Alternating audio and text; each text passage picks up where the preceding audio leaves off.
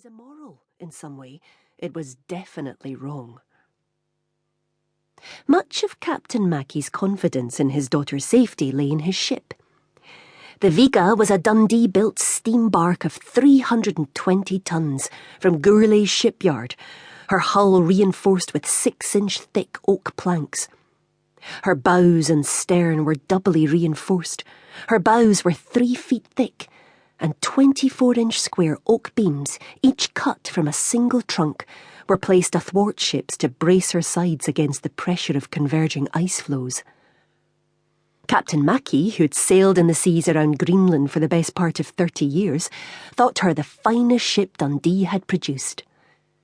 He was an owner captain, that is to say, he owned 10/64ths of the Viga, but he loved all of her, with a proprietor's love, as well as the love a captain feels for a brave, willing boat. He'd captained her for 9 years and was convinced that in her, Flora could come to no harm. He couldn't have placed the same confidence in some of the other ships now, naming no names but glancing at the aged symmetry, not to mention Peterhead's wicked old fame. The Viga was neither large nor beautiful. Davis Strait whalers were on the whole small, stout and slow, but to Flora she was marvellous. Massive, dense, the weight and heft of her oak awe-inspiring.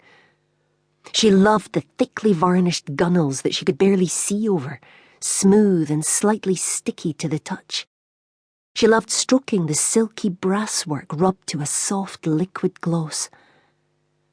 When no one was looking, she straddled the enormous ice beams, unable to imagine anything that could vanquish them. And she loved her name.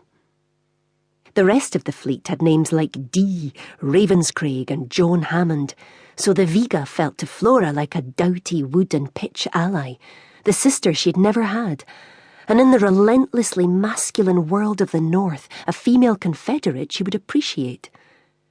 And from the first time she walked up the gangway, she even liked her smell, dark and bitter, of tar, salt, coal. And, faint after a winter in dock, a hint of her summertime carnage, the smell of fat, blood, and death. With 50 men and a girl on board, it was a crowded ship.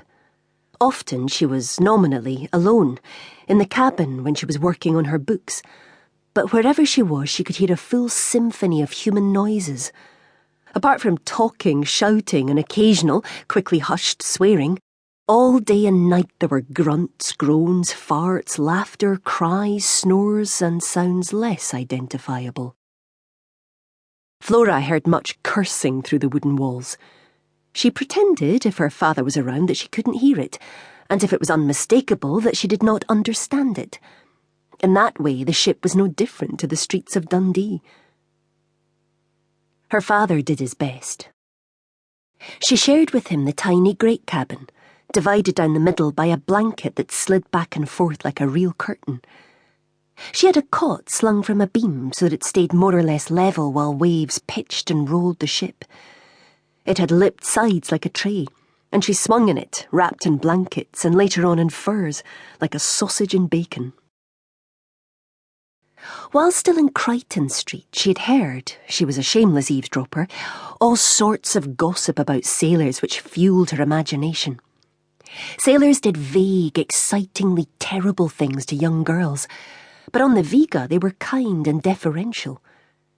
Just in case, Flora had prepared herself with a weapon, a penknife that lived on a thong around her neck, under her chemise. In her heart of hearts, she did not believe that any harm would come to her from the crew.